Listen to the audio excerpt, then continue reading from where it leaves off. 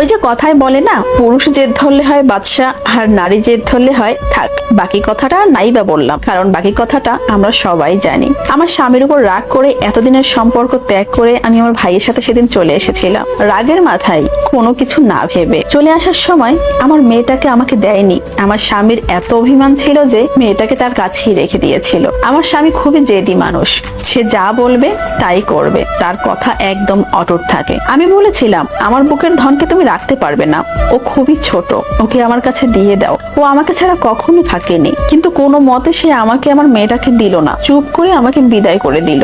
মানুষটার একটা কথাও আমি মুখ থেকে শুনিনি। আমি ভেবেছিলাম তার কাছ থেকে চলে আসার সময় সে আমাকে জোর করবে, কিন্তু না, মানুষটা চুপচাপ আমাকে বিদায় করে দিল। আমার পরিবারের সবাই তাকে নানা রকমের হুমকি দিয়েছিল, ভয়ও দেখিয়েছিল, তাও যেন আমার বাচ্চাটাকে তারা আমার কাছে দিয়ে দেয়, কিন্তু না, দিল না। শেষমেশ আমার বড় ভাই বলল, তুই আমাদের রাজকন্যা, তুই আমার সাথে চল, তোর এই কুড়ে ঘরে থাকতে হবে না। আমি ভালো মন্দ কিছু না ভেবে ভাইয়ের কথা শুনে ভাইয়ের সাথে ভাইয়ের বাসায় চলে আসি। ওই যে রাগের মাথায় কোনো কিছু চিন্তা না করে আমি আমার ভাইয়ের কথা শুনে তার সাথে চলে এসেছিলাম, ওটাই ছিল আমার জীবনের সবচেয়ে বড় ভুল। আমার যে ভাই আমাকে রাজকন্যা বলে তার বাড়িতে নিয়ে এসেছিল, সেই ভাইয়ের ব্যবহারই মাত্র 15 দিন যেতে না যেতেই বদলে গেল। আমি বুঝতেই পারলাম না আমার ভাবিরা আমার সাথে কাজের মহিলাদের চেয়েও না খুব খারাপ ব্যবহার করতে শুরু করলো। মা বাবা শুধু ফ্যালফাল করে আমার দিকে তাকিয়ে থাকতো, এটা ছাড়া তাদের আর কিছুই করার ছিল না। তারাও যে আমার ভাইয়ের উপর নির্ভরশীল ছিল, আমার ভাইয়ের টাকায় তাদের সংসার চলতো। এমন একটা দিন যায়নি যেই দিন আমি কটা ভাত কান্না না করে খেয়েছি। আমি যখনই ভাত খেতে বসতাম আমার স্বামীর সাথে করা ব্যবহারগুলো আমার খুব মনে পড়তো,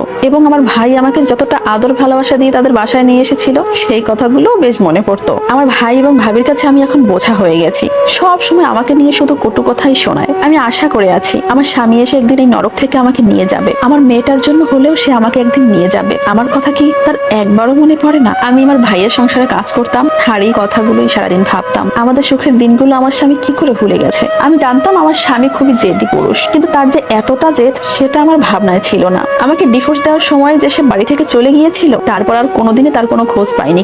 কেউ জানেই না সে আমার মেয়েটাকে নিয়ে কোথায় চলে গেছে। হয়তো আমার সাথে অভিমান করেই এটা করেছে। আমি অনেকবার গিয়েছিলাম তাদের বাড়িতে, কিন্তু আমার মেয়েটাকে নিয়ে যে সে কোথায় চলে গেছে এটা কেউ জানে না। আমার মনে হয়েছে আমি এখন ভুল করেছি। সেই দিন আমার ভাইয়ের ওই মিষ্টি মিষ্টি কথায় কখনোই আমার নিজের সংসারটাকে ছেড়ে আসা উচিত হয়নি। আসলে দোষটা আমারই বেশি ছিল।